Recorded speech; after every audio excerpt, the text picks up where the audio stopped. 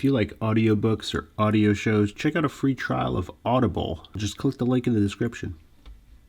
Welcome to MINDSHOCK. This is your host, Bruce McGuire, here with fellow podcasters. Hello there, everyone. This is Sid Irwin here. This is Johnny Mills. Johnny Mills is our computer specialist, engineer of various kinds of internet technology. Sid Irwin, too modest to say, is a Mensa member, probably one of the smartest people in the world, helping us decipher the greatest mysteries of true crime and the paranormal, coming into a bizarre mix tonight on our episode covering Elisa Lam.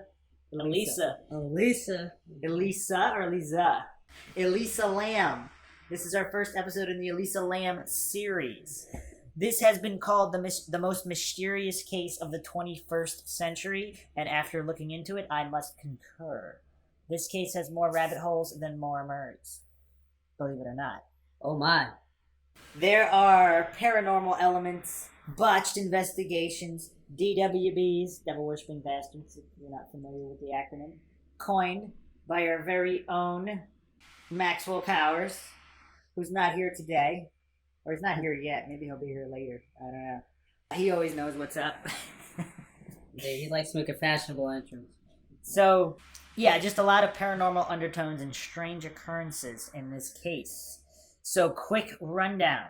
Elisa Lam, a 21-year-old Canadian student at the University of British Columbia in Vancouver, was staying at the ominous Cecil Hotel when she was last seen on January 31st, 2013. That's a lot of 13s in that number, in that date. Is this a link of things to come? I feel like it's got a lot of bad luck on her side that day. She traveled alone on Amtrak and intercity buses. She went to the San Diego Zoo. She posted photos on social media. On January 26th, she arrived in Los Angeles. After 2 days, she checked into the Cecil Hotel. And this is near a place downtown called Skid Row, a very shady area with a lot of degenerates, homeless people, drug users, and serial killers. Are there any trees? You said it was shady. Okay, I guess the buildings are casting so shadows. There's a lot of weird things. So she actually was in a hostel type room with other people on the 5th floor, but her roommates complained about what the hotel lawyer described certain odd behavior, which has never been expanded upon since that phrase, and they moved her to a private room 2 days later. And I believe that was on the 4th floor. How many floors of the building? 15? Yeah, 600 guest rooms. Oh, wow. So Lam contacted her parents every single day. On January 31st, she was supposed to leave the Cecil, check out, and go to Santa Cruz. But her parents didn't receive a call. So they called the police. Then they flew to LA to look for her. Now, what we'll get into later is that she's diagnosed bipolar, possibly some mental issues, medication, stuff like that. So her parents were really adamant about hearing from her every single day, just in case. So hotel staff on this day, January 31st, the last day she was seen, hotel staff said that she was alone. Now, a bookstore near the hotel that she had visited that day was where Katie Orphan, interesting name, a manager who worked at the bookstore, said she was outgoing, very lively, very friendly. So she was buying things for her family, souvenirs and stuff like that. She was talking about what book she was getting and whether or not what she was getting would be too heavy for her to carry around as she traveled, Orphan said. So this kind of conflicts with her if she was having a crazy manic episode. And then she's completely normal in the bookstore. Something to keep in mind. A manic episode came first. Is that what they're saying? Well, no, some people the main theory in the case, I guess the official theory. So she's bipolar. Yeah. She had some kind of episode, either a psychotic break or a manic episode of some kind, and ended up in the water tank on the roof and dead. But those kinds of, due to being bipolar, there's always that chance that it could just occur in a snap. Yes. But if she was in the hotel if she was in the elevator playing some weird game for a while, and then she had to go on the fire escape, then she had to get onto the water. Like, yes, it could be sudden onset. We don't know. True. But there are possibilities. But it's not like she was just completely out of it the whole time, because then she wouldn't have had that bookstore visit under such normal circumstances. So, police searched the hotel. They didn't search every single room, so they only searched her room, and dogs went through the building, including the roof. But they did not detect her scent or any bodies. We didn't search every room, Sergeant Rudy Lopez said. We could only do that if we had probable cause to believe a crime had been committed. February 6th, 2013, a week after Lam had last been seen, the LAPD put up flyers in the neighborhood and started online awareness campaigns. And the media started reporting on the disappearance of ELISA LAM. On February 14th, the LAPD released the famous video, the last known sighting of ELISA LAM, and this was in the elevator, which had a video camera, and this was on February 1st. So many people have analyzed the hotel video, and we'll get to it in a second. I'm just going to go over the rest of the rundown on the case. Most people agree that her behavior is very, very strange, and there's a lot of theories as what could be happening in the elevator. Everything from ghosts and demonic possessions to strange urban legends of all kinds to possible people that are not visible in the hallway trying to chase or kill her. Possibly hotel staff. I mean, there's theories abound in this case. So in the video, it shows the elevator and then a small part of the hallway. The timestamp is very blurry.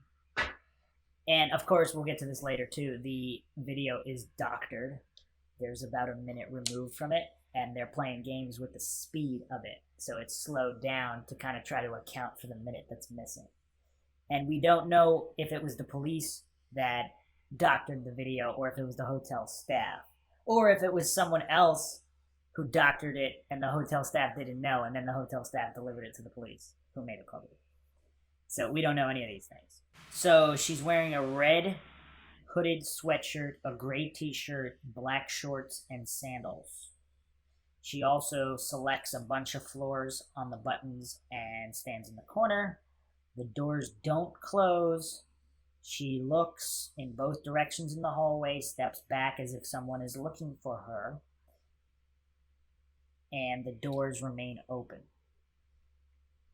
Then she goes into the hallway, steps into the hall, looks around, looks back in, makes strange gestures. She pushes a whole bunch more buttons, then she goes back to the wall, and the door stays open. Then she goes in the hallway, then she walks away to the left, and the doors finally close. So this video got 3 million views in 10 days. And most people consider it one of the creepiest videos of the last known sighting of a missing person. So, here's where it gets really, really weird. So, guests at the hotel complained about low water pressure, the water being black and having an unusual taste. February 19th in the morning, ELISA LAM's body was found in one of 4 1,000-gallon tanks that serviced the guest rooms, the kitchen, and the coffee shop. The tank was drained and it was cut open, and that's when they got her body. On February 21st, the Los Angeles Coroner's Office issued a report, and it basically cited accidental drowning with bipolar disorder as a factor. Now, we tried to find exact verification that her lungs were filled with water, but we can't. So it's kind of, maybe it's out there. Any of the mind shockers can post up a link and we can see, but they've been really shady about it. And then of course the autopsy report was changed multiple times from undetermined to accidental and delayed multiple times. A lot of shady stuff going on with this case. The full coroner's report was not released until June, and it stated that her body was found naked and clothing similar to that what she was wearing. They're not even stating it's the same exact clothing, was found in the tank floating with her, and it had a sand-like particulate on it. And her watch and room key were also found. Her body was heavily decomposed and bloated and greenish. So officially, there was no evidence of physical trauma, sexual assault, or suicide. And toxicology tests were performed, but her blood was not preserved well enough for a solid test. And about 0.02% alcohol was present, so that was probably from the night before or the day before. So there's a lot of unanswered questions here, of course. Wouldn't have it any other way. So how did she get into the water tank? Because the doors and the stairs that access the Roof's hotel are locked, and there's an alarm that would be triggered, even if they were open. So only the hotel staff have the passcodes and the keys. So the only other way to get on the roof is from a fire escape. What did they say? What did they think happened? Who? For the investigation? I guess Well, the official police report is that, yeah, she climbed into the tank and died. Not necessarily to commit suicide, but if she's bipolar and she's in some kind of manic episode or psychotic episode, she thinks she's just swimming, but then she can't get out of the tank and she dies. But there's no explanation how she bypassed all the alarms and all this stuff. The whole police investigation is very poorly done, and they don't really answer too many questions. I don't think the official police report has been released with all those details. And then she was put in a private room? Yes. Like a hotel room? Yes. Private meaning she's not with other people. Correct. She has her own room. Yeah, because the other room, I think, was a hostel type room, so there's multiple people in the room. And another weird thing is supposedly her parents had booked that room for her at the Cecil Hotel. Really? Which is in this shady part of town.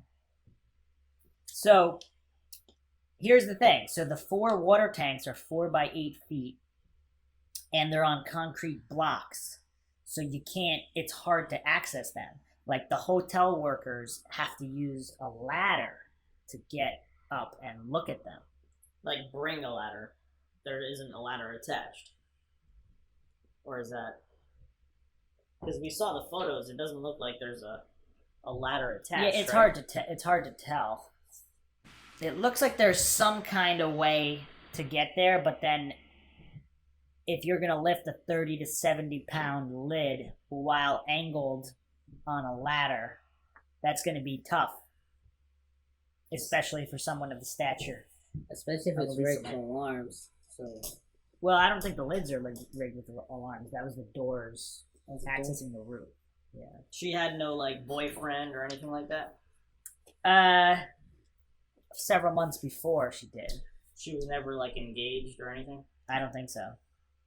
But she brought no one back to her, well, I guess at that time. Well, here's the other thing. If she had been on the roof, why did the dogs not find her?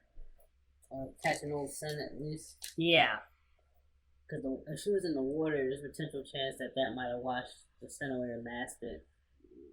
But anything outside of it, like say her walking around, her touching stuff, or whatever, that So the other super shady stuff is, so they did a rape kit and a fingernail kit, and it doesn't say if they were even processed. So they may have not even, like, so they took it, but then they didn't go through it to see what the results were. And if they did, it was never released. So another morbid detail is that the autopsy report shows subcutaneous pooling of blood in the anal area, which can either be from sexual abuse or from bloating due to drowning in body decomposition in water. So it can't really be conclusively determined. Was there a way to tell how she got in? She got in through the lid at the top? No. What do you mean? What was your question? Wait, how did she get into it? Nobody knows. Like, it has an opening at the top that you could just open it. Oh, if the lid is open, yes. Is there a way to tell if there was any attempt to open the other ones, or is it just that one? So, again, this case is really weird because the guy that found the body, and we'll get into that in a little bit, he said the lid was already open. And then when somebody went to check out the hotel, got on the roof, they said 2 of the lids were open. So it's unknown which were opened, which weren't opened at the time. And supposedly it was closed when they searched it, so she'd have to close it over the top of her. But if it wasn't closed, that's not an issue.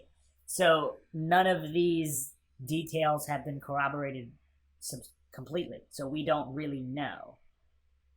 So, I mean, if we did, obviously it would be a little easier to kind of figure out what happened.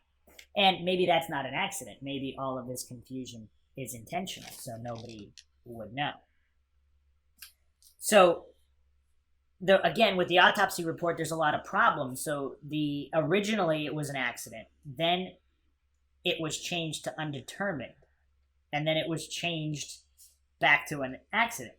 So, now you want to hear something really weird. Her Tumblr continued to be updated, her blog, after she died.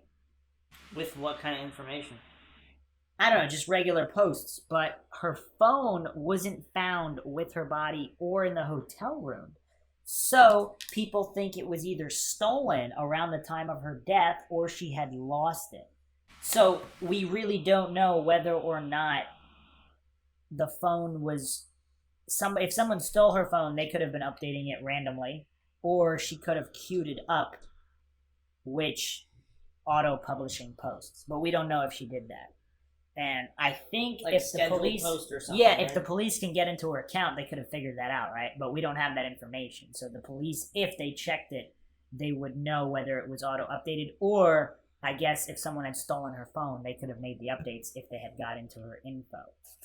So her parents in September filed a wrongful death suit claiming the hotel failed to inspect and seek out hazards in the hotel that presented an unreasonable risk of danger to Lam and other hotel guests. And the hotel lawyers basically said that since they don't know how she got into the water tank, that they can't be held liable for preventing it since it's not known how she got into the tank.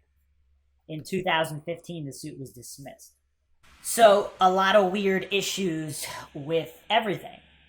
From the autopsy to the police investigation, there's so many unknowns, and the main theory that she just had some kind of an episode, got into the tank, I think there's too many problems with it to just say, oh yeah, it was definitely that. No need to look into anything more. Yeah. So on her background, she was diagnosed with bipolar disorder and depression. So she was on 4 medications, Wellbutrin, Lamictal, Seroquel, and Effexor for these conditions. And she had no history of suicidal ideations or suicide attempts. There was one report that said that she had gone missing for a period of time beforehand. Now, we'll get into all of the online social media strangeness later, but she had a couple of accounts on different social media sites. Mhm. She had a blog she started in 2010 called Ether Fields on Blogspot. Ether Fields. Yeah, and she posted fashion related things and personal things about life and her struggle with mental illness. In January 2012, so this was 1 year before her death, she said that she had a relapse at the beginning of the school term and she dropped several classes, leaving her feeling so utterly directionless and lost. The title of the post was, "You're always haunted by the idea that you're wasting your life." She was also worried that since she dropped so many classes, it wouldn't look good on her transcript because if she wanted to do graduate school. And then she switched from that blog to Tumblr, which was, she called it Nouvelle Nouveau. And mostly the similar content, which is fashion related photographs, quotes, and some of her own words. And she was also a fan of Harry Potter. And she made also Sherlock Holmes references in some of the posts. All right, so that's the breakdown. So there's all these different theories. So serial killer at the hotel, which several have stayed there in the past. Hotel staff involved, so they would be able to have access to the roof, whatever. Ghosts or demons? Is this a popular theory, Sid? Ghosts and demons have been mentioned. There, because of all the various suicides that had occurred in the previous years, not to mention that this hotel is also famous place for 2 known serial killers to have stayed, and also the Black Dahlia incident, which I'm sure people are very aware of, with Elizabeth Short, had occurred there. Well, she had stayed there before. But she was just sighted there. Or sighted? I don't think it was ever 100% determined. I think there was a sighting of her in the hotel bar. Okay. And that was possibly the last known sighting of her. But still, though, that puts the hotel connected to yet another unsolved murder. Yeah, there's been a ton Or, there. let's say, unsolved case. So, yeah, and especially some people point to the strange elevator footage, which we'll go over in a second. But then we also have people theorize weird government experiments in mind control. Could occur. An assortment of urban legends. We got the elevator game. We got a whole bunch of other strange things that we'll be covering. Very popular. Now, this elevator footage, is this like right before this happened? Or is this just a week prior or a month ago? Like, how far back can this tapes be? On the day of. Or the day of? Or could there be... If most of these hotels, security systems, they record for a week and they store it. So can they go back even Oh, further? I'm sure they could. This is the only thing for released. And I'm reactions? actually going to mention there is other footage. But with this elevator, so this supposedly occurred either January 31st or the footage of the elevators from January 31st, supposedly. Unless that is also incorrect. Yeah, when did she go in again? When did she check in? Is it... It was early January, wasn't it? So, Because that could be like the first day she got there. the elevator footage? Yeah, it could be. Because I would immediately think watching this like, oh, this is right before she killed herself. That's kind of how it makes it seem. But it's just elevator footage where she's acting strange. So on January 26th, she arrived in Los Angeles. 2 days later, she checked into the Cecil Hotel.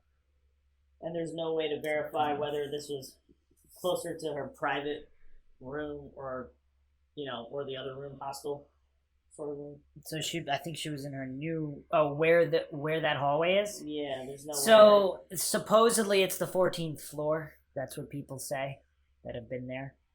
That's the 14th floor. Coincidentally, that's where Richard Ramirez, the serial killer, also happened to stay.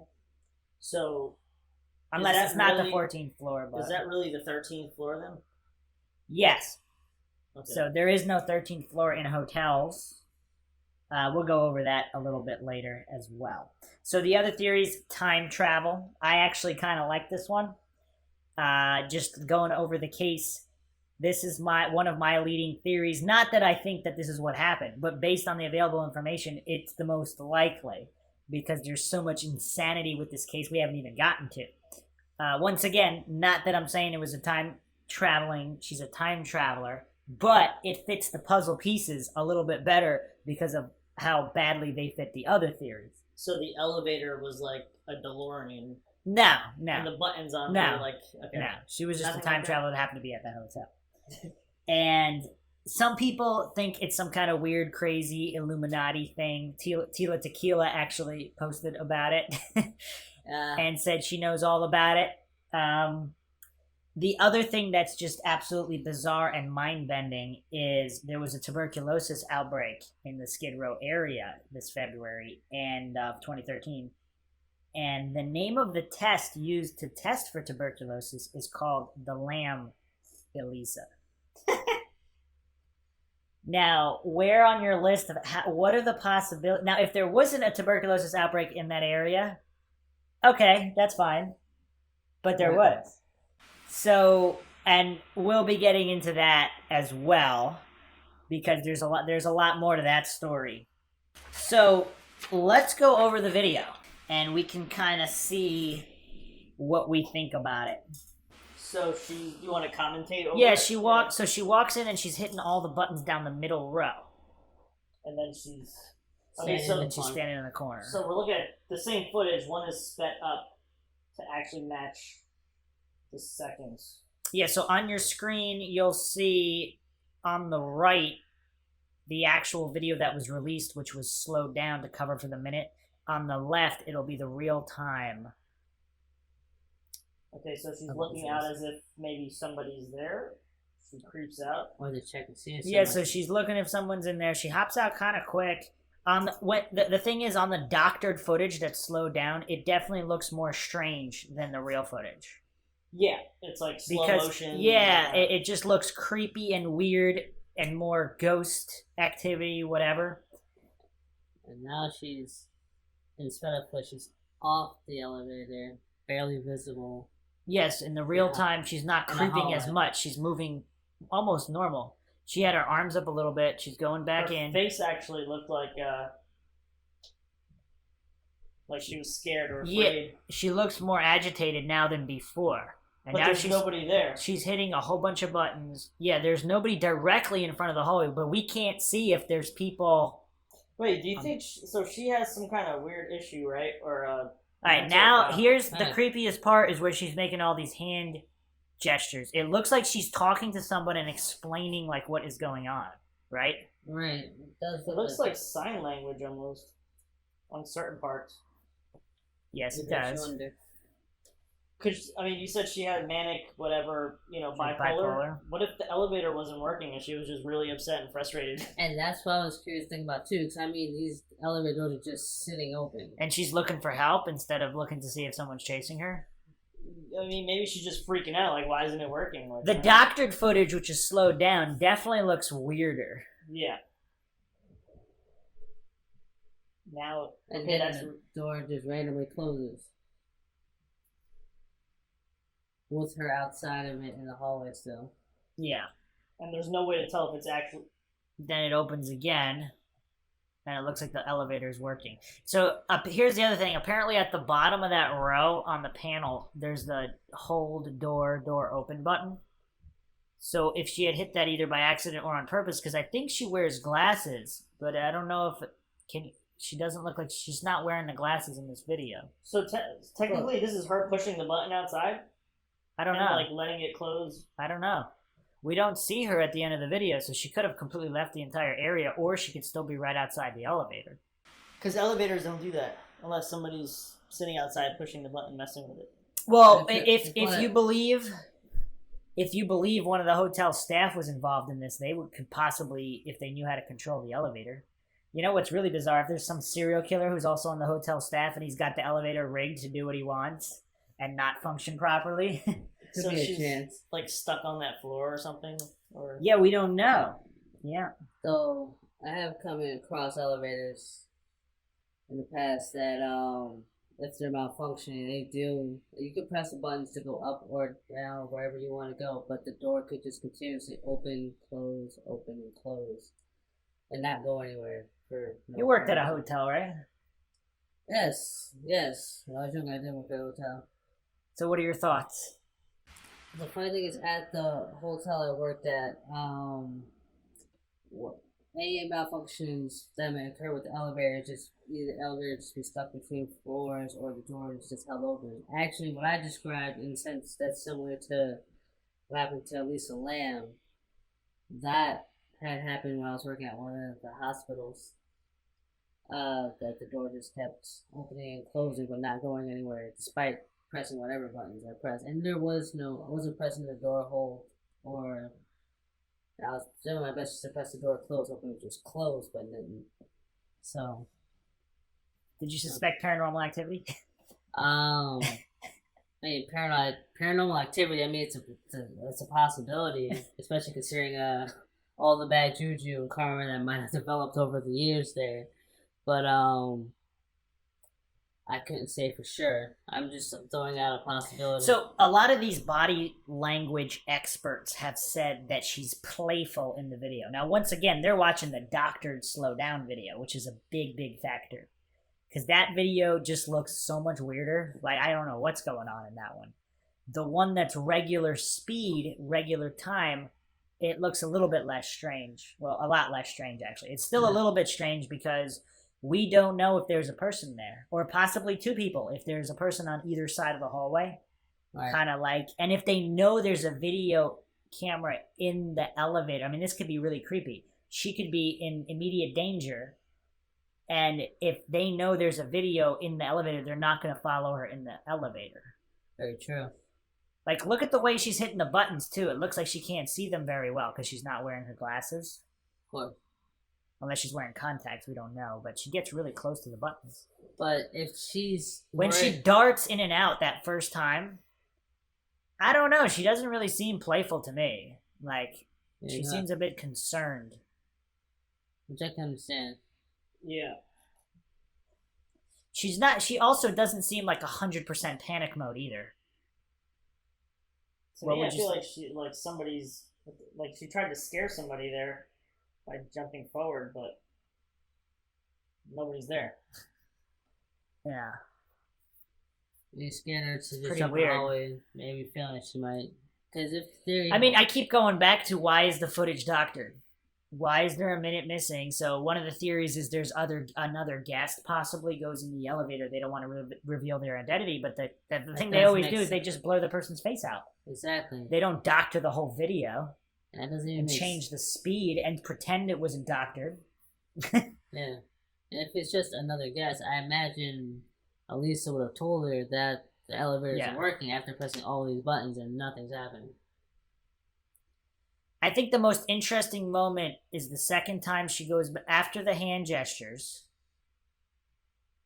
It's hard to tell if she's in an explaining mode or if she's trying to touch something that's not there.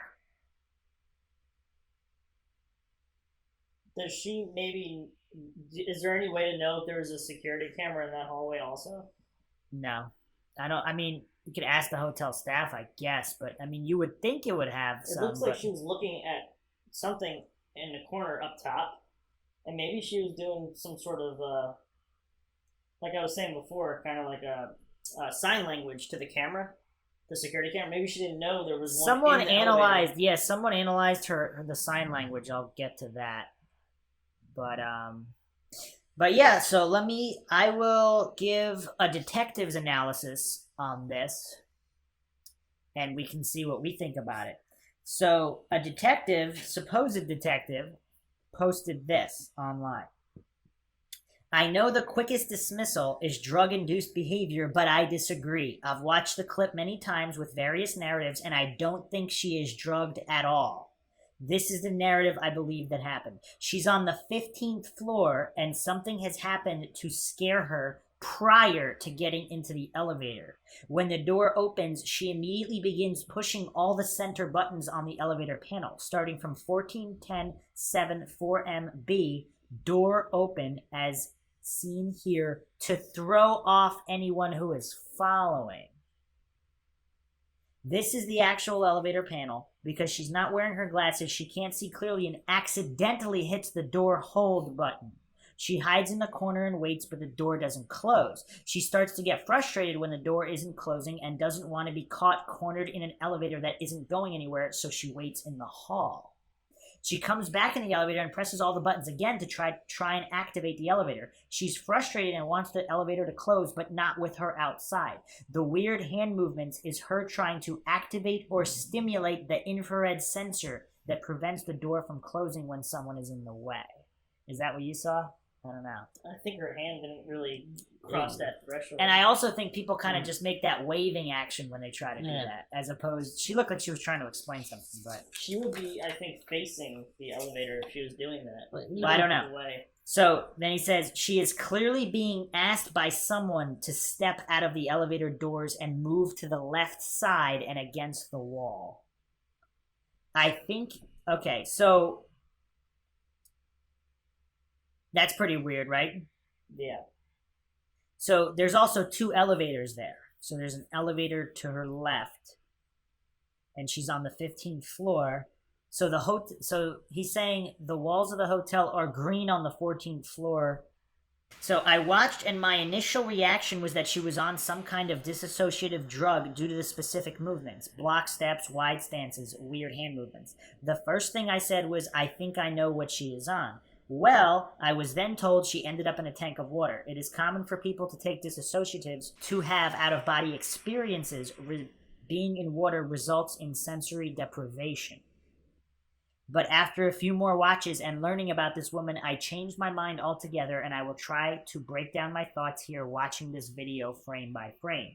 She enters the elevator with her head down with a purpose, as if she had just been assaulted, sexually or offended or catcalled. She is not wearing her glasses. The theories that she left her room quickly to use the restroom without them is just improbable. I wear glasses and contacts and I can't see anything without them. They are the first thing I reach for when doing anything other than sleeping if I am not wearing contacts. I don't know if she has contacts. When she goes to stand, she has her hands clenched, suggesting anxiety, which so far she seems to have under some kind of control.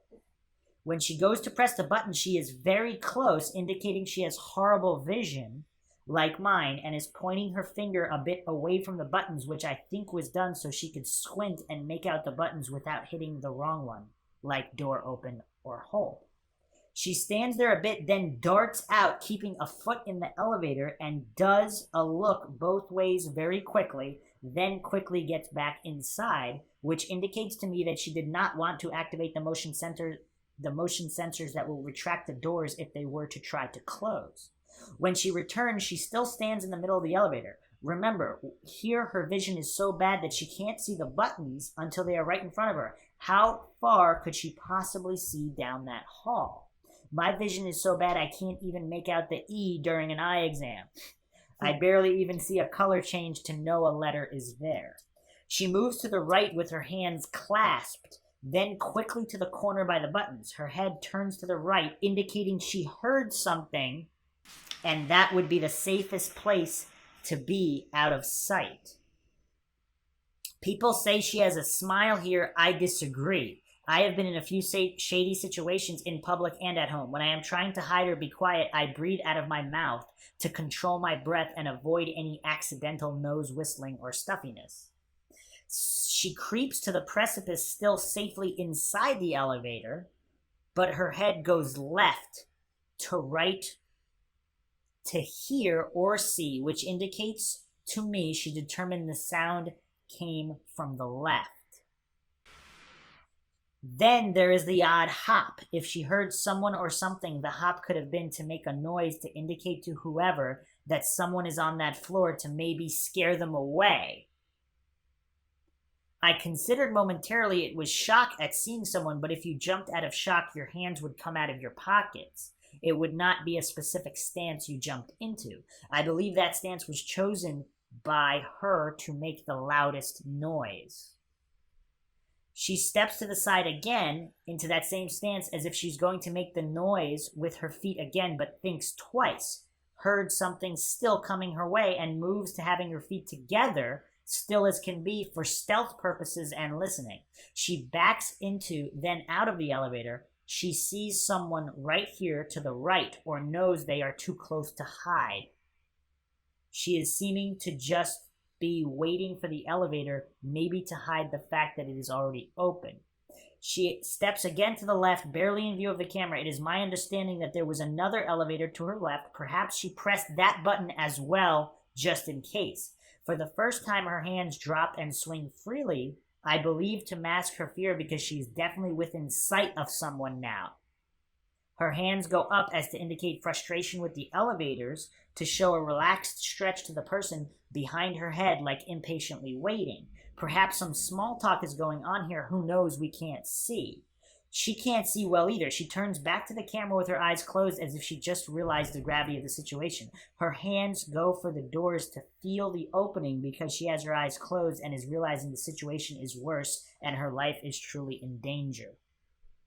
She presses buttons, not with more vigor, without the specific movements before, desperately. She touches one multiple times, over and over, harder and harder, and it is also the last one she presses. Doors closed.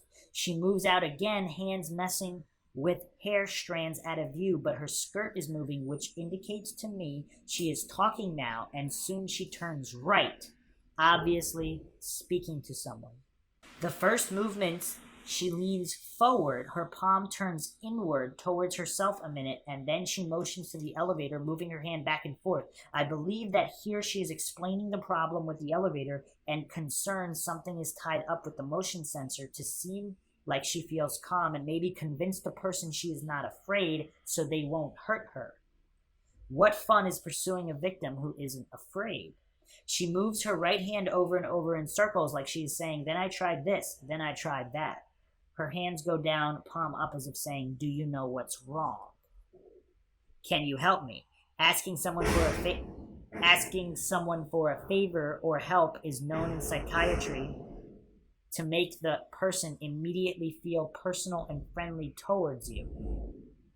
I believe her arms cross for a second, then she bends in the knees and starts counting off things on her fingers. A bend in the knees indicates weakness. I have two ideas. She is naming everything she has tried to do to fix the elevator, or she is personalizing herself to the person, which if you travel alone as a woman, you know that the more you personalize yourself to a potential threat, the less likely they are to act. Her hands then clasp together, and she pulls them into her chest with another bend in the knee. Imagine yourself begging, please, please, please don't hurt me. With each please, you would bend in the knees. Try it. She bends twice more, and the last bend in the knees is lower, more emphasized and desperate. Her hands are clasped again at her side. She runs her fingers through her hair in anxiety. She steps forward slowly, making a very specific and curt turn to the right, as if she knows what is about to happen, and making herself move despite the fear. The end. The elevator finally closes. I still have no clue on why it was open so long, unless she kept mistakenly pressing hold, which I don't know how long a hold lasts. If someone knows, I will attempt to time it between the two occasions she presses the buttons. So, here to finalize his opinions, he has holes in these theories. Suicide. That floor is closest to the roof. She is trying to get down from there. She obviously has no desire to be on that floor. Bipolar. Maybe she is bipolar, OCD, and ADD, as is suggested in blogs that I do not know are verified as being hers, and she is having some sort of manic or depressive psychotic episode. Trust me, I am all three of these diagnoses and have had those swings before. I was on stable medications, and it would not drive me to act this way or do something as drastic as jump in a water cistern. Honestly, I wouldn't know that's what the tank was, or that there was a way to get into one. I see her actions as being very calm, calculated, and smart. Okay, the other theory, running out of sleeping pills or on drugs. This blows a hole straight through the idea that she was on a hypnotic sleep aid, which can make you act this way, or any drug that causes hallucinations, including Ambien. I know that you could not behave this reasonably. She would get caught up in staring at the buttons, feeling the walls or carpet, staring at the patterns in the floor, especially when fear is invoked. In this type of substance, she would be thrown into a hallucinogenic nightmare and would be more terrified. She's playing some sort of prank. That is ridiculous in my opinion. I have traveled alone since I could drive, even meeting up with internet friends and staying in a hotel with them without having met them before. I know the dangers of traveling alone as a woman and made myself aware of safety precautions and how to act when in a sticky situation. Young women disappearing is all over the news, and safety precautions too. I believe this woman is smart and wouldn't have purposely put herself in this kind of danger. I have a ton of unanswered questions, but the most important point I have to make is we have no sound. Sound could change the way we view this entirely. If I knew how, I would throw in some sounds at certain intervals just to prove how it could change the interpretation of the video itself. Keep that in mind when assessing this obviously edited video. Okay, so what do we think of this analysis? I think it makes sense. Let's see it. Let's watch her feet again. Do you think she's making noise? I didn't think of it as noise. Well, it makes sense that she was trying to make noise. To me, I would do that gesture if I was just trying to, like, you know, jump at somebody real quick to, like, back them up a little bit. But the way she did it, it made it seem like they were standing, like, right in front of her, but there was nobody there. So the noise idea could work. And then when he said that she was bending to her, bending her knees right here, Yeah. that makes sense. It's like she's pleading, like, please, like right there, she's bending her knees right there again. And then, She does look like she's going like this, like she's counting on her fingers. I know, but I think he was saying, like, But look, she turned her back. If that person is on the right, she just flat out turned her yeah, back. true. That's kind of weird, right? It is weird. It's in the middle of a sentence. I feel like you wouldn't really turn your back. You'd probably And then walk backwards. This part of the video. Okay, so here they're saying if that person on the right, they didn't want to cross because if they knew that there's a video camera Yeah. in the elevator because they would see them. So are they waiting for the door to close to go chase after her? Maybe. And yeah, there was some time lost there. It was like a cut. Yeah. Sid? What's going on, Maxwell Powers? Nice of you to join us halfway through the podcast. Man, Whoa. glad to be here. Maxwell's an expert on the ELISA LAM case. Oh, jeez. 3 videos. So, we're just going through the footage and talking about how it doesn't seem like she's on a psychotic break or that out of it because her actions are very specific and deliberate. And the video, the surveillance footage from the elevator was completely doctored and frames missing, 1 minute removed and slowed down. So we're just going to go through it one more time so Maxwell can give his thoughts Have you seen it yet? Yeah, I've seen it. I've seen a The complete regular. breakdown, actually. of the But- regular but, video, the slowed down. Yeah. What do you mean slow? Why do you say slow? Because there was a minute removed and it was slowed down to pretend to recover the minute that they removed from the video. So watch that. Look, so you see here, the actual video that was released was slowed down a lot and the one on the left is recovered. There's still a minute missing. Okay, so she's gonna move fast on this Yeah, one? so it's not gonna The look one on the weird. left It's actually gonna look Yeah, real, right. like a Like more a movie. normal. Like Alright, let's go, actually real let's time. rock this. That's the, okay, The got one on the left is real time. So she walks in, hits a bunch of buttons. Notice her face Yeah, is really I close. saw this breakdown, but the one to the right, which is slow. So it's like she almost like heard something. Maybe. Oh, I like the way she just lunged like that. Hiding from somebody. So it doesn't look like she's Yeah. playing a game, does Yeah, it? yeah, yeah, yeah. Almost That's cool. anticipating it would come in. Why did they release a slowed down version? That's a good question, Maxwell. They're covering something up. I like Look at her jump the here, fast watch. one. Look at her jump right here. So it looks like she made a noise on Yeah, purpose she with made a her noise feet, so right? people can. But it's kind of bizarre though. Like now she stepped to the left out of. Frame. That's yeah, So it's like almost as if somebody's there. Or yeah, she's talking to somebody, or somebody's telling her something. yeah. And then she steps closer into the frame. And then you'll see her hand kind of go where the elevator is. Yeah, I see. I saw the whole breakout, but just the slow part, the slow one though. She was laughing there. No, she Yeah. wasn't. It looked like to me it looks like she was upset or angry or Yeah. afraid. Yeah. And then looks she's upset. pressing all the buttons because she's frustrated. The elevator's not moving. Yes. Well, she looks kind of desperate. Like like, Here's the thing. She's So like, Maxwell, get the fuck. Maxwell, like- what we were talking about is if it's an employee, a hotel employee that wants to kill her or is having something, he knows Yeah. there's a camera in the elevator, so he's not gonna step in front. look, she's trying to see if there's some motion thing that can activate the door to. Or she's explaining something to someone that's standing right there. Like And she's now counting that on her. right she's now- just right now counting she- on her fingers. Yeah, yeah, yeah. Like I did She's this. I talking to tried someone, I this. think. It's not going. It's not working. She's talking to someone up by the door, a resident, And then she and walks explaining to her, like she's trying. As we approach 2 minutes, the minute hand will change again.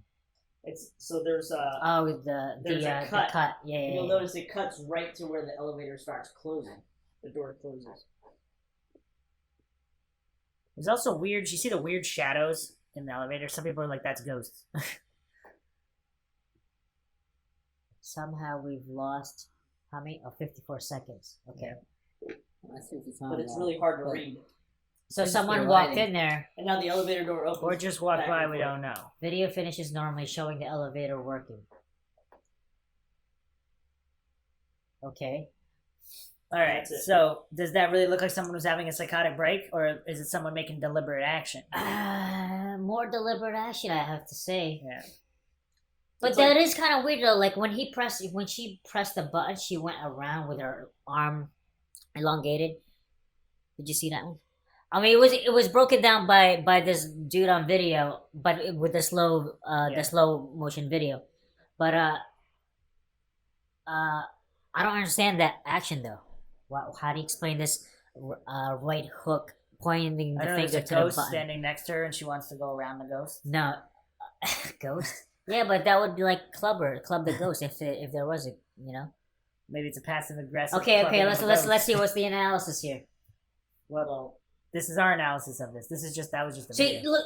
Well, actually, that looked more natural. I Yeah, have to. it's not that Yeah, bad. it's not bad. Oh yeah, and also, did you notice that when she's about to stand up, the door actually started to close a little bit, and then it didn't close? Yeah. What the heck? Yeah, what happened Yeah.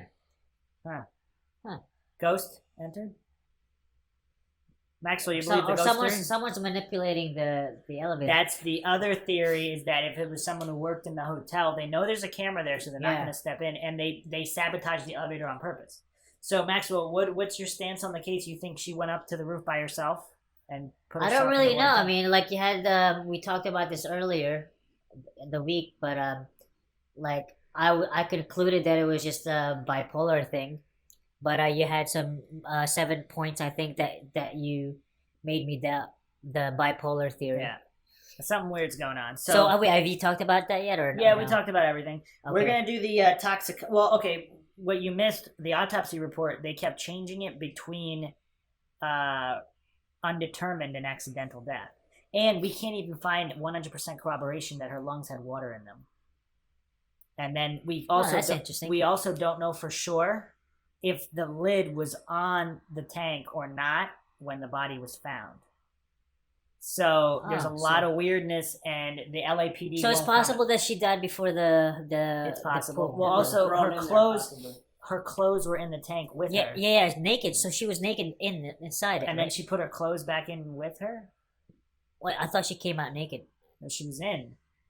She went in, Yeah, but she was inside So- the tank naked, but and then she put the clothes in with her. Like no, well, someone the else. clothes Well, were the in- theory oh, so was someone else threw it at you. Okay, Yeah, yeah. so then you That's don't what believe. So you don't believe she. No, went no, in. I saw different videos, but I was thinking, maybe she took it off inside. Like when I Inside? believe the bipolar Right. thing, maybe she took off her clothes because she's bipolar. She was, But how did she threw- get up there? Fire Uh, escape. Well, I didn't know those Yeah. factors that you talked about. Yeah. All right. So let's just for clarity and to finish the whole thing, let's fully examine the toxicology report. So she took detroamphetamine, dexedrine, and this was 2 10-milligram capsules. And then she had a stimulant prescribed for ADD, ADHD, and narcolepsy. Lamotrigine, Lamictal, 100 milligrams, anticonvulsant and mood stabilizer prescribed for epilepsy and bipolar disorder. Quetiapine, Seroquel, 25 milligrams. I'm not a doctor. I don't know these medications. That's what she was prescribed, or that's what she had in her system on the toxicology. This is the list of prescription drugs she was prescribed. That's a lot of stuff. Well, I'm not done. Seroquel, 25 milligrams. So this is an antipsychotic prescribed for schizophrenia, bipolar disorder, and major depressive disorder. venlafaxine, which is Effexor, 225 milligrams, SNRI, antidepressant prescribed for major depressive disorder, generalized anxiety disorder, panic disorder, and social phobia, and also bupropion, Wellbutrin, 300 milligrams, an atypical antidepressant described for depression and smoking cessation. There are also 2 over-the-counter medications on the list, which was Advil and Sinetab, which is really just Sudafed, decongestant. And these were all prescribed to her Yes. at that current time. Correct. That really is a lot of They're drugs. trying to make their money. I imagine so, but Big still, Pharma raking it in. that's still a lot of drugs to be taken. So over. this information is a post on Reddit from someone who claims to have solved this. So they call this mystery resolved. The official conclusion that she had a manic episode and accidentally drowned is supported by a breadth of physical evidence as well as established medical opinion, which is outlined here. So the American Psychiatric Association recommends an antidepressant in conjunction with a mood stabilizer and antipsychotic for bipolar disorder treatment. So it seems this is regular. Check, and check. Based on the statement from her family and her prescription list, I think it's safe to say without a reasonable doubt that ELISA? I think it's Alyssa. ELISA? ELISA Lam. ELISA or Eliza? I'm thinking Elisa. Elisa? Elisa. ELISA Lam. Okay. Elisa Lam.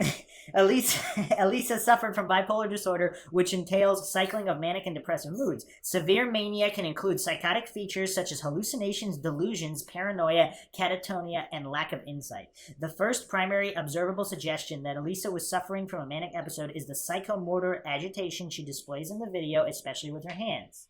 Psychomotor agitation is defined as a series of unintentional and purposeless motions that stem from mental tension and anxiety of an individual. This includes pacing around a room, wringing one's hand, uncontrolled tongue movement, and other similar actions. Psychomotor agitation is a symptom of mania. The piece of evidence alone doesn't prove it, but it strongly supports the result of the toxicology report. Now, I didn't really see that in the video. All of the motions seem calculated and specific, whether it's trying to keep the doors open, hitting the buttons, hitting a lot of buttons maybe to confuse whoever's looking at the elevator so they wouldn't know where she would be, or explaining something to someone, or even stomping her feet in the hallway to make a noise. None of those suggest anything that was just stated in this post. As erratic. Wait, but why do you think she made that noise stepping out like that? Well, the detective theory we just outlined before you got here was to scare somebody into thinking that it wasn't her at the elevator, it was someone else getting in the elevator, so they wouldn't come necessarily. Oh, that's a good one. Yeah. Yeah. And they also made the point, since we don't have sound in the video, sound would change everything. Sound might, like, really Because give us... sometimes I'm thinking... And here's the other thing. she just did that to see if anyone would respond. Or... Yeah, but here's the other thing. We don't know if there's a person standing right there in the hallway that she's talking to. Without this piece of evidence, we can't conclude any of the stuff that this poster, for some reason, felt that they can conclude without this information. Contrary to popular belief, the toxicology results are unlikely to be affected by Elisa's prolonged stay in the water tank. She was there for 3 weeks, again allegedly. The toxicology report tested the blood in her heart, as well as liver enzymes and her bile. It takes significant blood loss, like from a wound or extended decomposition over 6 weeks, to affect the toxicology results taken from internal organs. Blood taken from a vein in her arm, for example, will be much more likely to be affected, but that's not the way the tests were performed. There is tidbits on the topic buried in an article on Medscape authored by a professor of pathology at USC Med School, but sadly all the more specific links I've been able to find are behind a paywall. Let's examine the toxicology results to Elisa's medication list. Venlafaxine, an antidepressant, was present in the blood in her heart and her liver enzymes. This suggests Elisa took the medication the day she died. Bupropion, an antidepressant, metabolites were present in the blood in her heart and in her liver enzymes. This suggested Elisa took this medication recently, but not the day she died, as only the metabolites are detected and not bupropion. What the heck? Bupropion itself. Bupropion. Bupropion can sometimes cause mania in bipolar disorder. Quetiapine, an antipsychotic, and its metabolites were not detected in any quantity in the blood from Elisa's heart. This suggests Elisa had not taken this medication recently. Lamotrigine, a mood stabilizer, was found in such small amounts in the blood from Elisa's heart that it's debatable it was even there, quantity not sufficient. However, lamotrigine was found in trace amounts in her liver enzymes. This suggests Elisa took this medication recently, but not the day she died. Bioethanol alcohol results in 0.02%. This is a normal amount of ethanol for bile. Ethanol alcohol was not detected in any quantity in her blood from her heart. Elisa did not drink any alcoholic beverages the day she died, so possibly the day before. No obvious illegal drugs were found in Elisa's system. They tested the blood in her heart for marijuana, cocaine, MDMA, barbiturates, opiates, and amphetamines. All came up not detected, meaning she hadn't even taken the Dexedrine prescription amphetamine stimulant recently. So to summarize, Elisa took at least one antidepressant that day. She had taken her second antidepressant and mood stabilizer recently, but not that day. And she had not taken her antipsychotic. She had no alcohol or common illegal drugs in her system. There is a very strong risk of mania associated with taking antidepressants alone, not in conjunction with an antipsychotic or mood stabilizer for bipolar disorder. I think it's safe to say that the video combined with the toxicology report proves beyond a reasonable doubt that she was experiencing a manic episode at the time of her death. Yeah, I don't think so at all. But, Sid, what do you think? After watching the video a few times, I have to admit, I am alongside there that there must have been somebody either tailing her or close to her that she could have talked to. Even later on in the video, after she does come back into the elevator, starts pressing buttons again, and has her hands. It seems almost like she's just frustrated with the whole entire scenario. It makes me wonder also too, just if she had taken some of those pills early on. So I wonder if maybe if she were supposed to have the bipolar manic break, if that might just help instigate it or start it. Observing it's weird because I also have to wonder if you maybe right someone who was working for the hotel might have been messing with the elevator, just because again, at least with most elevators with the door hold buttons and stuff like that, they normally you would have to pull them out for the door to just sit and be held like that, almost like they feel like when you pull out the fire on the fire hold button. Like her, from looked at, she was just pressing, so the door should have closed regularly. Like it shouldn't have just stayed open like that. It doesn't make sense. Maxwell, what do you think? Which situation? Anyway, all right. So we're looking through the main theory that this is just simply a psychotic break or manic episode, and I'm just not seeing it.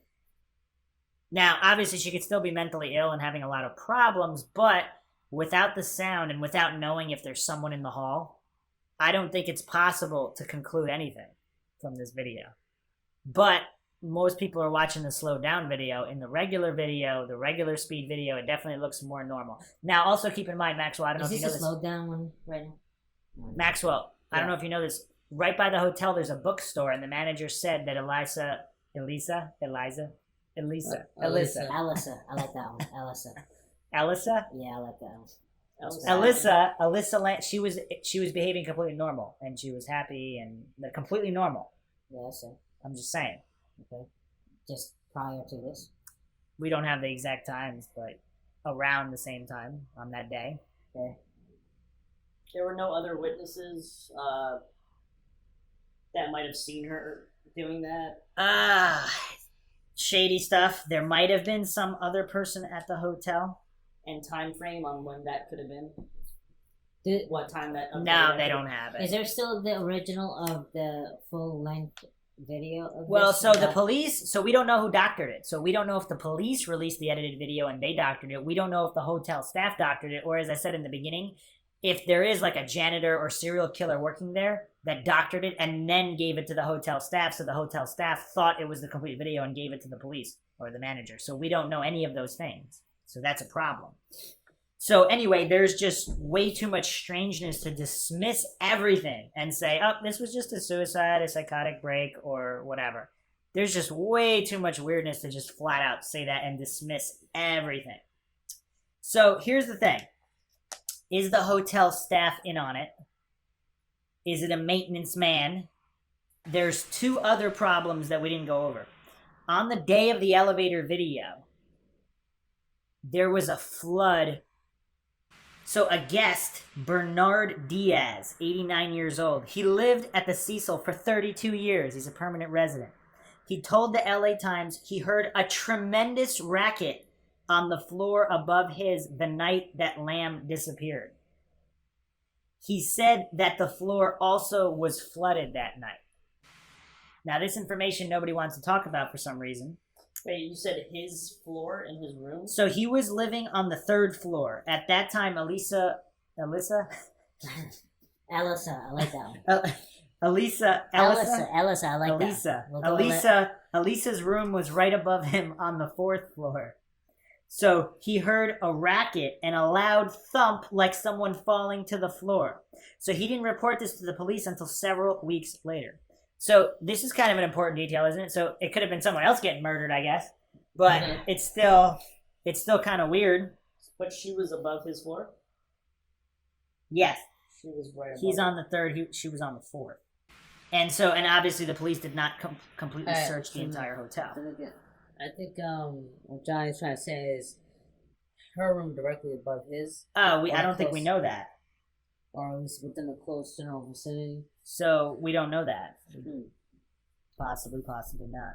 Also, again, with the video, just to throw it out there to cover bases. I mean, it could be a potential chance. And again, this allegedly might be Elisa. This in the video. woman right here. It might not actually be her. Oh, yeah, we're going down that path. Yes. Yeah. That could not be ELISA LAM. Yeah. There's a lot of strangers. Some people think ELISA LAM doesn't exist because their social media accounts are so bizarre that she's not even a real person. She's like some Illuminati agent that got killed, but she's not. She didn't really get killed. Or That's she weird. could be. If anyone come up who knew her? Like Just a couple people. Like there must have been like a news report. But okay, so let me finish with the hotel staff. So if someone works at the hotel, they know the elevator has a camera in it. Right. Yeah. Continue. Yeah. So they wouldn't reveal themselves to the camera. So they would stay out They would there, hide. or they would tell Elisa. Elisa. They would tell Elisa, man, just stick with Elisa. I like that one. Elisa. They would tell Elisa to move into the hallway because, yeah.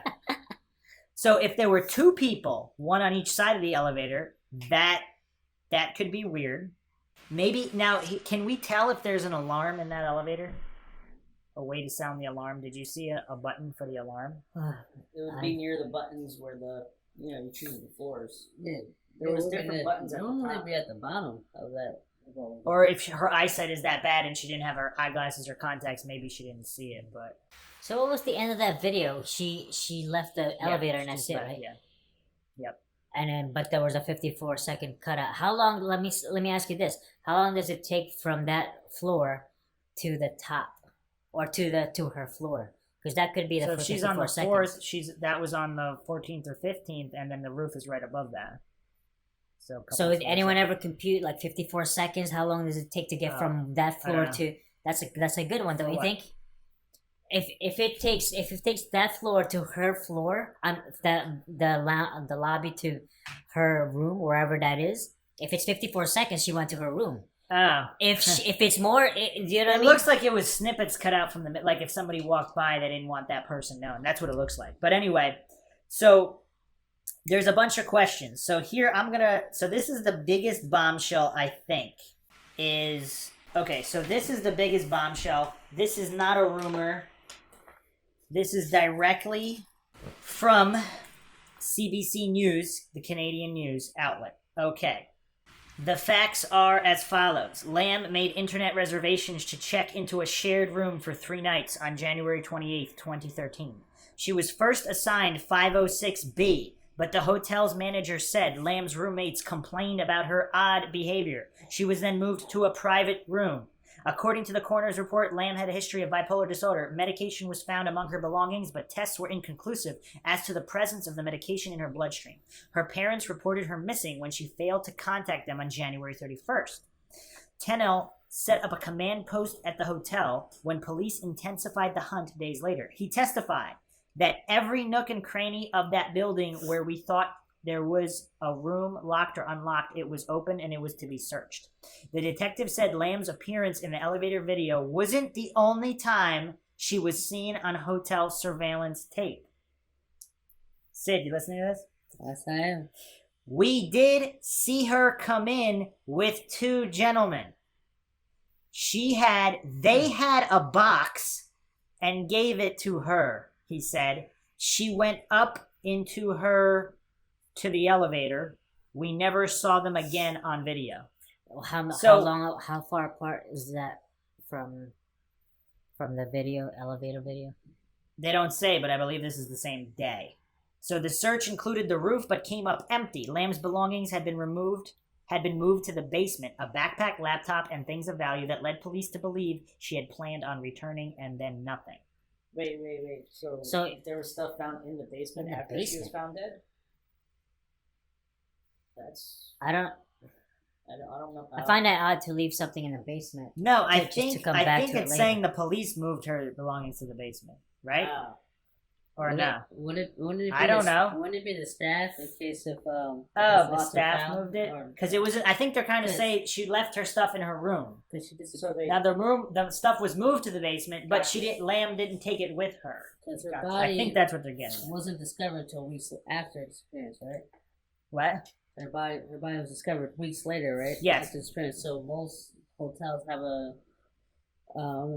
procedure usually where if a guest hasn't been seen or heard about in a while, they'll remove whatever belongings she has so that way they can make space for a new patron to come in.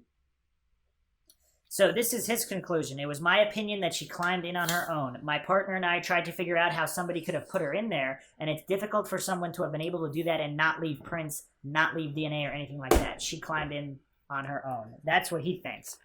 But anyway, so here's the bombshell. She came in with two gentlemen. Who are these guys? Have they been identified? They gave her a box. This is some like weird horror movie. They gave her a box, and then all this crazy stuff happens, and then she dies.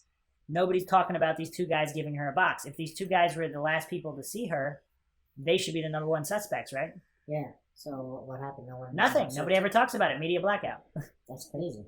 Yep. Yeah, but no cops followed through or anything. No. The police investigation is very shoddy in this case. So we're left with a lot of unanswered questions and a lot of problems. So who are these two guys? What did they give her? Where is the box? There's a minute of missing footage. Who tampered with this footage? And again, there's still problems with her getting into the tank because she would have to have opened that. Now, was it found with the hatch open or closed? Again, we don't know. I'm going to get to and then the autopsy report changed back and forth. Undetermined, accidental, and delays with the autopsy report. So the other thing is, if whoever edited the video, why not delete the whole video? We didn't really talk about that. Why even leave it at all? Unless the doctored slow motion version makes it look like she's so mentally ill that it would just be explained away and nobody would look closer at the case, which seems like it worked, sort of. Other than the crazy conspiracy theorists looking at this case and trying to figure out all these things. Or are the police covering something up and the police doctored the security video? And they never released the other video with the two men. What do you guys think? I don't know. There's no video. I wondered, in a crazy theory sense, what happened for that missing minute. What if Elisa had gotten kidnapped and a double was placed there? Oh, wow, you're going really outside the box for this one? I'm just thinking. I mean, you never know. I mean, she could have been chloroformed, carried off, and put back there to make it seem like it was fine. Okay, so there's another issue here. So, Santiago Lopez is the janitor that discovered her body. Right. 10 a.m., February 19th, 2013. So he said he saw an Asian woman floating face up a foot beneath the water's surface because he's the maintenance man. And he said, floating face up, she's an Asian woman. So, because guests were complaining about the water pressure. And we'll get into problems with the water pressure at the hotel in the next episode. Also, I heard it came out black. Is that what happened? Yeah, there was water that tasted funny, so people were showering But and did drinking. it come out black? In some cases, yes. Some guests So reported what is that? Blood or something? contaminated water. I don't know. Combination of blood and other contaminants. So and what was the determined time of death? They don't really have one. Oh, blood. It was decomposed for weeks. So, Also, it was for weeks. so yeah, she had been in there for several weeks, 3 weeks, I think. So she would be floating? Here, okay. So now the point I'm getting to now. The FBI said she was upside down, feet up, so her head is down by the bottom of the tank, and that's actually a normal position to find Yeah. drowning victims. Well, So that's how- not bad too, because also the drain, right? Like the. Well, here's the problem. How did Santiago Lopez know it was an Asian woman if he can only see her feet? Well, I'm thinking she was like that, and when she called when he called the police or something, He called the police and told them there was an Asian woman. Yeah, He I didn't know. touch her. Yeah, I know. No, I know. So he looked down. He saw the Asian woman face, and then he called the police. Wait, how could he see People her Wait, face? hold on. People call. So he called the police. Wait, how did he see her Hold face? on, I'm getting there. Jesus, look, he's face up. The face is up. He's It's looking not. at it. Oh my God, Asian. And then he calls the police. And then people started using the water. The water made a little swirly thing, and here her No, face but that- went that's a down. water storage the water doesn't swirl. It's a storage, so the water. Yeah, just- but it's a water tank. People drink from it. it moves It's 4,000 gallons. There's no real effect. I don't on know. It within could an be. hour. It could be that Within there an was hour? No. that someone took a bath or something. They filled up their bathtub. It started swirling, and her face went down. No, It's possible. I don't know. I'm No, just it's not. guessing. It's not a here. toilet bowl. It's just it's a Okay, storage. It's a water storage. Then tank. you're saying that he's a culprit or something. Not to this. necessarily. Or a. If the normal position, because if her body got kicked around that much, So what happens to the body? It floats after a while, or what? it's Is that just what happens? it goes upside down. That's the That's the Yes. 90% of the time. I don't know about percent, but that's a normal position to find a body. Yes. Upside down. Yes, Yeah. No kidding. Really? that's a Yeah. normal position to find a drowned How person. come in the movies they always have it like face down? Well, that's floating? within minutes. That's like within minutes. But like within weeks, it would be, or within a day or however many days. So I should see The more immediate- movies with like upside down, Well, it with like depends- feet up in the air. Well, it and, like- depends at which point, when do they find the body? Usually, they find the body but usually- soon after that Really? happened. Yeah, because I was about to say Not all the myself time, because like a personally. lot of these murder mysteries, like the girl is missing for like 3 weeks, and then it should be floating down a river with the feet up, like Well, in a moving body of water, there's more factors. This is a storage tank. It's It's not a still moving hot, body still of water. hot. She I could can't totally like- move around in there, though, right? Even I was Can't. as if she was alive. But again, that's a question. I wonder if the Was there feet. water in the I wonder bottom? if the feet float up. Like, does it float out of the water? Like, let's say somebody drowns in a pool and he stays there for 3 weeks.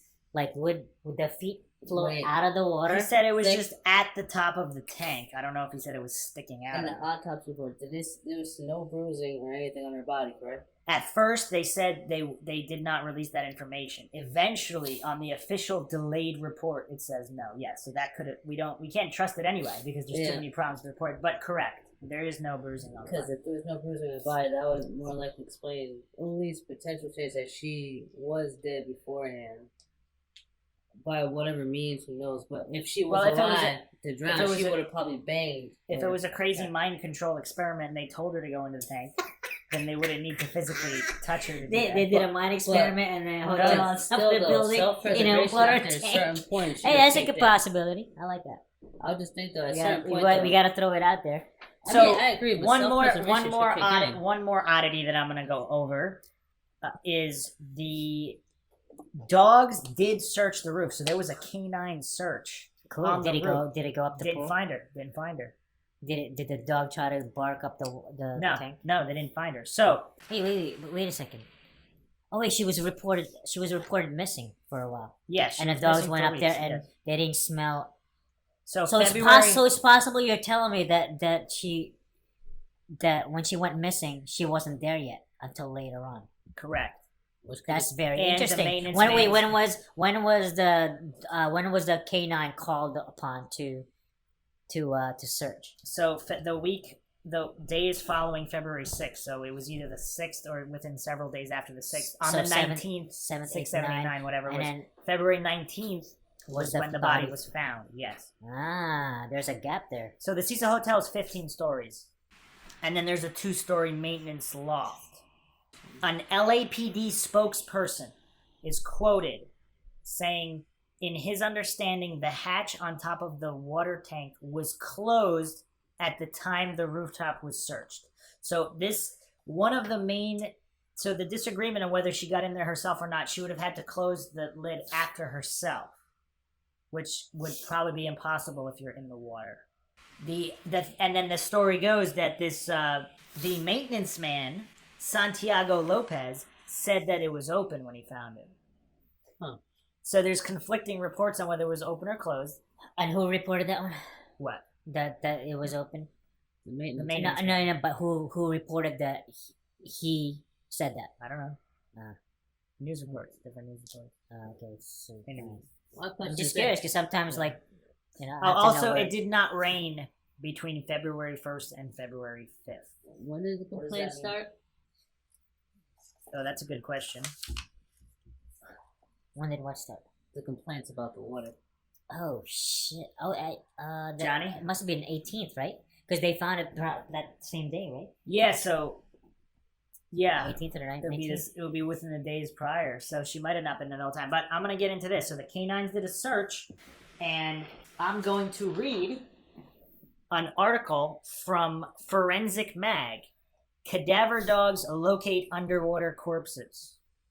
Even when a body is submerged in deep and murky water, by the way, this water tank's only 10 feet high, 4,000 gallons, a specially trained dog can sniff its whereabouts from the surface. The incredible level of canine capability is being investigated by University of Huddersfield researcher Lorna Irish. Her thesis on cadaver detection dogs will make a powerful case for extending their use in cases of underwater corpses. During her research for a PhD, Lorna has discovered several aspects of the work of detection dogs, and she has also developed a special fascination for the use of dogs to detect submerged bodies. Globally, there are some 100,000 deaths annually from drowning, including accidents and suicides. Some countries, such as the USA, are ahead of the UK in using dogs to detect the submerged bodies. When a body is on land, it is hoped it will stay in one place, but in water, a body can move in 3 dimensions, so it is a lot more difficult to locate and recover, said Lorna. It is absolutely fascinating watching the dogs work, she said. I have seen dogs locate bodies within a meter, and they have been quite accurate in depths of about 15 meters of water. So this is way far in excess of 10 feet. Lorna's research has found that the dogs can only be really effective if they can get down to the level of the water to clarify the scent, or they may not be able to give a clear indication. Therefore, access to the water, both from the bank and particularly from a boat, is crucial to the success of the search. If the sides of the boat are too high, the dog will simply not be able to smell the water. There is also evidence that tasting the water is important for the dogs as well. According to the handlers, many of the dogs taste the water, and we think that this is a confirmation mechanism used by the dogs to confirm the presence of a body. Like snakes, dogs have a sensory trigger called the Jacobson's organ, which can collect chemicals from the air and also from the water, and the dogs may use this to confirm the indication of a body. Cadaver dogs detecting submerged bodies took Lorna for her research to Ireland, where the practice is well advanced. In the Republic, Lorna witnessed an actual search for the victim of a fishing accident in Lowry. She was on board a boat while a dog, sniffing the waters from the deck, detected the presence of a body, and she witnessed training exercises in which a human cadaver was simulated by a dead pig submerged in a body bag. Using dogs to detect a submerged body is not foolproof, but it is a valuable extra tool, says Lorna. However, it is practice that is not widely used in the UK. So, if the hatch was open, the dogs would have probably smelled the body. But If it was closed, maybe not. that I can agree with. That I can definitely agree with. But right there, though, even when you had divulge all of that, it said these were specially trained dogs, like designed to go search for it. Were those the type of dogs used? Or Yes, there were cadaver dogs were used to search the hotel. They were looking for a body. I know, but I mean, like, there's regular, but like you said, special trained cadaver dogs meant for. No, they didn't say searching specially trained cadaver dogs. It said specially trained dogs, Yeah. aka cadaver dogs. I know, but these are specially trained cadaver dogs to look in water. No. It's just cadaver dog. I just, Yes. Alright. So there's dogs and there's not cadaver dogs. I mean, I know Specially that. trained dogs can, yeah. I So know, 'cause they most would have dogs- found. They would have found her if the hatch was open. If it was closed, they 'Cause- still might have found her, maybe, but we don't know. Then we don't know because it's like if it's an enclosed boat, whatever. So what do you think? I think if the lid was off, they would have found her. So then the lid would have to be on. So now we have to get into I just think the most unlikely theory, I think, is that she went in there by herself and she was having a psychotic break. I think that's the most unlikely on the entire list. That's interesting. I think someone else had to be involved, whether it was the maintenance man or someone else. Or who the works two with boss them. people. What? The two bosses people. Those guys, we don't know who they are. Or she went in there to hide. She went in where to hide the Yeah, water I don't- tank? Yeah, I don't understand that. Naked. So if someone was chasing her, so... Oh, hold that's on a good second. idea Hold on too. a Wait, second. hold on. It's just. Because then I But was yeah, but also, why are clothes off then? I don't know, because then I was thinking... Oh, yeah, that's a good point. Oh, wait. No, 'cause Oh, wait, then I wait, was- wait. It could be her clothes. I was No, Well, I if she was wouldn't. getting into, if she was becoming hypothermic while she was already, if she went into the tank with her clothes on I was to thinking, hide, what and then if she there couldn't was get no- out, she would try to take the clothes off. But I don't know how she would succeed though. But I'm getting all of them off. What was But that, Johnny? she was completely naked though. I Right? was thinking, think what so, if there was no water in one of them, and she just went in and it was too hot? She threw her clothes up. She was hiding. And No, I then- think and there then was the water in all. came They're all four. They were all filled. They're all I 4,000. mean, there was no water to begin with, and then there was water, and then she couldn't get out. No, if I think the tanks are all filled because there's 4 Okay. tanks that service the hotel, so they're always filled, unless otherwise specified. Unless there was an issue with them, but I think that would have been reported if there was. I'm gonna go over one more thing to wrap up. This is the Post-Mortem Post. It's a really good article. However, their conclusion is dismissive. But it has a lot of good info, and we'll go over everything we learned in this podcast. So, in this article, they make the conclusion, obviously the official one. Let's see how we think of it. So, in February of 2013, guests at the infamous Cecil Hotel in Los Angeles, California, began to complain of low water pressure and funny-smelling black water that tasted horrible coming from the pipes. When maintenance man Santiago Lopez investigated the hotel's water tanks at 10 a.m. on February 19, 2013, he discovered a naked, partially decomposed woman's body floating face up about a foot beneath the water's surface. Once again, as we mentioned earlier, the FBI dispute this. The FBI said she was found with her feet up, which is the normal position for a drowned body. But again, since we couldn't find info on whether her lungs were filled with water or not, if she was just dumped there and she didn't drown in the water, she wouldn't be feet up, right? Yeah, I don't think so. I think So she'd be floating like 'cause there's Santiago air in found her. her. Yeah. Yeah. So, well, it depends when, but the body was identified as 21-year-old Canadian tourist ELISA Lam, who had been missing for 19 days. 5 days before her body was discovered, police released a disturbing security video from the hotel's elevator of ELISA Lam on the day of her disappearance. In it, she is seen talking seemingly to no one and gesturing wildly. She quickly moves in and out of the elevator and seems to be hiding from someone standing outside of it.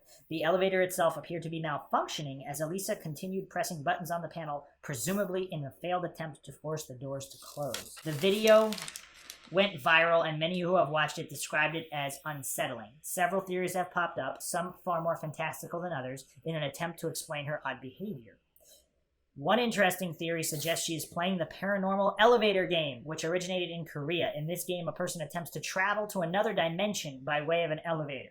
Some even believe that Cecil Hotel, with its dark past and connection to the Black Dahlia, Richard Ramirez, and Austrian serial killer Jack Unterweger, influenced her in her final days. Although Richard Ramirez was actually still alive at that time, so it couldn't have been his ghost. Nearly 4 years later, the events surrounding Elisa Lam's death remain shrouded in mystery. By the way, we also dispute that her actions were that unusual in the video, because in the non-slowed down video, in the real-time video, she actually does not appear. It doesn't appear as strange, especially if someone is standing there. And since we don't know if someone's standing there or not, we can't really make any final conclusions on that. Elisa Lam, also known by her Cantonese name, Lam Ho Yi, was the daughter of immigrants from Hong Kong. Her parents owned a restaurant in the suburbs of Vancouver, British Columbia, Canada, where Elisa was born and raised. She had been attending the University of British Columbia but was not yet enrolled for the upcoming semester. Elisa suffered from mental illness and had been diagnosed with bipolar disorder and depression. In 2012, on her blog, Ether Fields, she revealed she had relapsed and dropped several classes. She worried that dropping classes would adversely affect her future education and specifically diminish her chances of being accepted to grad school. Because of this, she said she was feeling so utterly directionless and lost. The posts on her blog give an incredible insight into her mental state. In April 2012, she wrote, "I spent about 2 days in bed hating myself." Elisa talks about how difficult it was for her to leave the house due to her depression.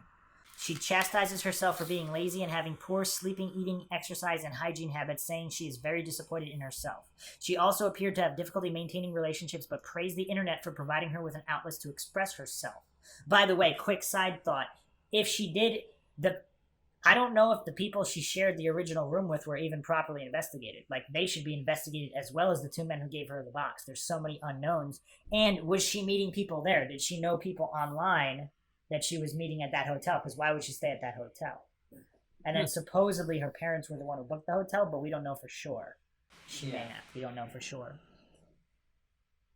On her Tumblr blog, Nouvelle Nouveau, she would be going on what she referred to as a West Coast tour of the United States. She left for the trip in January 2013, planning to stop in San Diego, Los Angeles, Santa Cruz, and San Francisco. She mentioned she had also hoped to have time to visit San Luis Obispo, but was unsure if she would. She traveled alone on Amtrak trains using inner-city public transportation at her destination. After making a stop in San Diego and visiting the zoo, which she had posted about on social media, she left for Los Angeles. When she arrived on January 26, 2013, she checked into the Cecil, a budget hotel in downtown LA with a dark past. Originally, Elisa was staying on a 5th-floor room with several others, but after only 2 days, her roommates complained of certain odd behavior she was displaying. Elisa was then moved to a room of her own on the 4th floor, so she did change floors. So she was on the 5th and then the 4th. To clarify from earlier. During her stay, she had visited a bookstore across the street from the Cecil to purchase books to take back to her family. The manager, Katie Orphan, said she seemed outgoing, very lively, very friendly. Katie became one of the last people to see Elisa alive. She said she saw her outside the hotel on the day of her disappearance. Katie, as well as hotel staff, say ELISA LAM was alone that day. While on her West Coast tour, she called her parents every day, but on January 31st, the day she had planned to check out of the Cecil and leave for Santa Cruz, her family did not hear from her. Knowing something was wrong, they contacted the LAPD to report Elisa missing and immediately flew to the city to assist with the search for their daughter. Police searched the hotel as much as they were legally able, bringing in dogs to attempt to track Elisa's scent. The dogs were even sent up to the roof where the water tanks were located, but they found no trace of her. Another thing to point. If they have her scent, wouldn't have they detected that she was at least on the roof? But they didn't. They didn't have a hit. That is weird. That is very weird. That means she wasn't there until... Or someone transported her there, like, wrapped in a bag or something. Or she Still, was they at- would have smelled that, though, right? Yeah. I don't know. I don't know. Okay. Depends. Well, how good of a serial killer is it? Is someone who uses bleach and all these like? I mean, hey, that hotel It is could that be a hotel is pro. known for it could be a pro job. On her body, do that. Or she was moved there later, of course. That's a good point about when they started complaining about the water, though. But if it's a 4,000-gallon tank, it might be a while. Yeah. So, I don't until know. You start tasting So weird, that might not be weird. weird body parts. But still, it's just the fact that her body's in it, that's contaminating that whole 4,000 gallons. Damn, I wonder. Did they? I wonder if the tenants sued for. Oh, another They- thing which we didn't talk about. I'm just- 11 after this all happened. They did. 11 people signed waivers and stayed in the hotel, continuing to drink and bathe in the water. Wait, it was signed. Why? Because the hotel had a waiver. Well, there was a dead body in the tank. You stay at your own risk and use the water at your own risk at that point. Oh, so no one. They couldn't sue or anything. I don't know. I'm just, aside from the lawsuits, Oh, 11 people after her body was found. yeah. 11 people said, "Oh, we don't care. We'll drink the water and bathe in it," and they signed a waiver And the rest left. Yeah, but Yeah, I guess. why sign a waiver right after it? because the hotel doesn't want to get sued if they stay. So maybe they couldn't get sued. You have a dead body. Yeah, in the tank. but don't you think they would rather sue than sign a waiver? The Well, they waivers didn't they care, can't sue though. from that moment. I know, but that's what I mean, though. Like, The waivers from that moment. yeah, I'm just saying, like, there were suits filed though. like no one. Okay, so people did sue. Yeah, there were suits filed. But Maxwell, I'm not talking about that. I'm talking Yeah. about from that moment. Yeah, I know, because the I know, hotel I know. didn't know. The hotel didn't know, so I don't know if they could win the lawsuit. Did they win the lawsuit? Because the hotel didn't know. The hotel didn't. Right. And I'm not suddenly, sure. But when they suddenly knew- these waivers, these No, waivers but when came they out. knew, Yeah, then of course, if you continue to stay there, you stay at your own risk yeah. I'm not. because it's now known. I'm not sure the Patriots. So the hotel would be liable if they didn't inform the guest right. what they know. But I'm just saying, like, they actually signed. Like, no one really just. Yeah, that's why I just said that because it's kind of crazy. Yeah. Like they didn't care if they were drinking it or bathing in it. You want to bathe in some corpse water? corpse Well, water. I guess it's a novel. I don't know. Okay, so most of Elisa's personal belongings, including her watch, hotel key, and the clothing she was wearing in the mysterious elevator video, which were coated in a sand-like particulate, were found floating next to her body in the hotel's water tank. However, her cell phone was never recovered, so this is also an interesting point. Some found it bizarre that after her death, her Tumblr account continued to be updated. Get out of here. Any proof of that? Yeah, Oh, it's right on the blog. it's on the blog with the date. So no one figured out who it was. Well, there Oh, could is have that why is that why you're saying that No, this no, could we- be a fake Maxwell, profile? well, yeah, or we talked about this. You can set the updates to happen automatically, so a couple days before. Okay, got it. But only the police would have that information because you'd have to log into the account to Right, see if right. they were set automatically Right, or right. if they were not. So, so if someone who killed her got her cell phone, they could be using Right, it right, to do right, whatever. right. Unfortunately, the investigation into her death was tragically inadequate. Although there were no visible signs of physical trauma or sexual assault, investigators did a rape kit on ELISA Lam's body. The results were never analyzed. What kind of investigation is this? Like, they actually did the Did you say testing. rape kit? You know what a rape kit is? No, well, I'm just saying I didn't know there was such a thing. I understand now. A rape just kit. it's A rape kit self-descript- is always done on a dead body to see if. Okay, I didn't know that's what it was called, but it's Yeah. kind of self-explanatory. Yes. I'm just saying. Yes. I'm just so now we just wanted you to clarify if you said rape kit. Yes. I just haven't heard it before. That's all. What? Good thing you're on a true crime podcast. I never really hear that. I don't know, just or maybe they already. I don't know. You got to get into Mensa with Sid. Yeah, oh jeez. Get up to speed. Okay. The results were never analyzed. After interviewing all of the staff at the hotel, who all said Elisa had been alone earlier that day. Wait, so they're lying about the two men with the box? That's weird. The investigators who were originally so certain she was murdered just began to assume it was an accident, case closed. Many assume her body was not in the tank the entire time she was missing, as trained police dogs failed to track her scent on the roof. However, police did not search every room of the hotel because they would have needed probable cause in order to do so. One plausible theory suggests Elisa was murdered by a hotel employee and her body was kept in one of the vacant rooms until the killer had an opportunity to dump her body in the hotel's water tank. Many people even claim to see the feet of another person in a hallway outside the elevator. They theorize she is actually interacting with an unseen person in the bizarre video, most likely a member of the staff who understood what could and could not be seen on the security camera. While this is a great theory, as a person who has intently watched the video numerous times, I have not seen the mystery feed. We didn't see the feed either. But there was weird shadow play, or I don't know, could be ghosts, right, Maxwell? Yeah. While investigators interviewed the hotel staff, they did not question longtime residents of the Cecil. One long-term resident stated that following Elisa Lam's disappearance, there was a flooding in an upper-level room of the hotel. Another resident who lived on the third floor of the hotel at the time said that on the last night Elisa was seen, he heard a loud thump as if something heavy had fallen come from the floor where Elisa's room was located. Unfortunately, police never checked into these leads.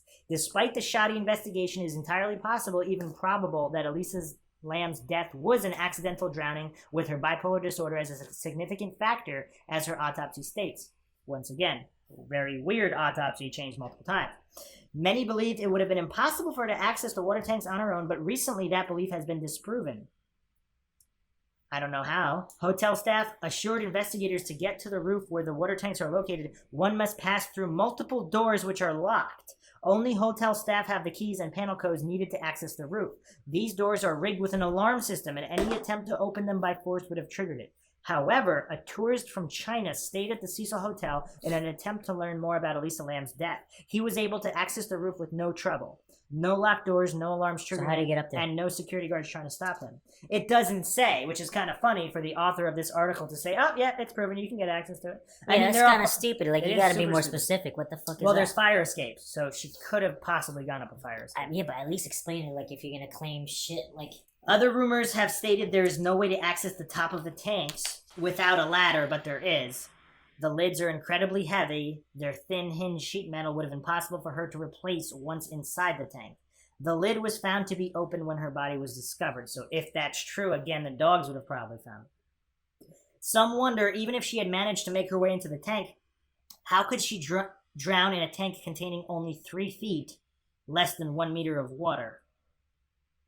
Actually, we didn't really say. I don't know if it wasn't filled to the top. I don't know. We don't have. I don't know if that's ever been corroborated completely. The infamous elevator video may have spawned multiple false theories, but her behavior in it is the most solid piece of evidence to have come out of this mystery. Once again, I disagree, because if you watch the real-time video and without knowing who's in the hallway, it's actually not giving us enough information. So then they just go over all the drugs she had taken.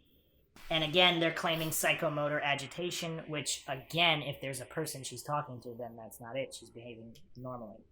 So if they're also saying it was shallow water, so that is kind of weird. If it's shallow water, 3 feet of water. Yeah, and like if the guy, the janitor or whatever, would look in, it would be kind of hard to see a face. But how is she floating yeah, feet but up? wait, I So thought you the said FBI I thought you said earlier it was filled. The FBI report said that the feet were coming off to the top of the tank. Yeah, well, I guess that makes So sense. somebody's because if it's 3 lying, feet. obviously. Or did they mean 3 feet from the top down? So there's 3 feet of air and then water. Maybe it's Well, just in vertical. this article, it's saying it's shallow water, so just 3 feet. Huh. Because she's 5 foot, whatever. So while many questions remain unanswered, and the investigation could have been far more comprehensive, her death is not nearly as mysterious as some diehard conspiracy theorists believe. So they're completely ignoring the 2 men with the box, all these other problems with the investigation, the autopsy report inconsistencies, the other residents, the flooding on the floor, the loud noise, the possibility of people in the hallway, the possibility of her roommates knowing something. Like, they completely throw away all this and jump to what I think is the least logical. Now, that doesn't mean she was traveling to another dimension. It doesn't mean there were ghosts killing her or demonic possession. But I think there's a very high probability there was another person involved, if not 2. Because you would need 2 people. I guess you could get her in a tank by yourself, but 2 people could do it easily. Yeah. And then again, Wait, if we don't even know if what's- there's water in her Do lungs. you have a photo of the tank? Did you say it's 10 feet high? So, and how many ladder steps are there into the tank? Ah, damn, that's pretty big. How tall Yeah. is that? 10 feet? 10 feet high tank, yeah. One person can't do that. And wait, and that's the entry point, that little box, that little square? Could be heavy, yeah. We don't know the exact weight, but it could be heavy. It could be 30 to 70 pounds. It's probably not 70 pounds, but if you're standing at an There's angle, no way one person could have done that. Yeah, that's messed up. Because, like, you can't. Well, what if they opened it? They put the body down. They opened it, then went get. Actually, yeah, you're right. One person, but that's still rough, though. But anyway, so this case has been called the most mysterious case of the 21st century. Really? Is that name warranted, Sid? Oh, As shit. far as what we've seen so far, it's definitely warranted some deep investigation, and especially considering how shoddy the police work and investigation has gone. It definitely requires a closer eye. Final thoughts, Johnny? Something's fishy. Definitely. So in the next episode, we'll get into the history of the Cecil Hotel, serial killers, DWBs, suicides, Shit. and other bizarre abnormalities in this case, such as Illuminati connections, invisibility cloaks, time travel. Wait, so And this much isn't other the only crime. episode on ELISA LAM? Now we got a bunch of episodes. It's the most mysterious case of the 21st century. Oh, gee. So we hope you enjoyed another edition of the MindShock podcast. If you want, you can donate to our PayPal. Just check the link in the description. This is Bruce McGuire signing off. And Maxwell Powers here. Johnny Mills saying goodbye. Sid Irwin, take care. Have a good night.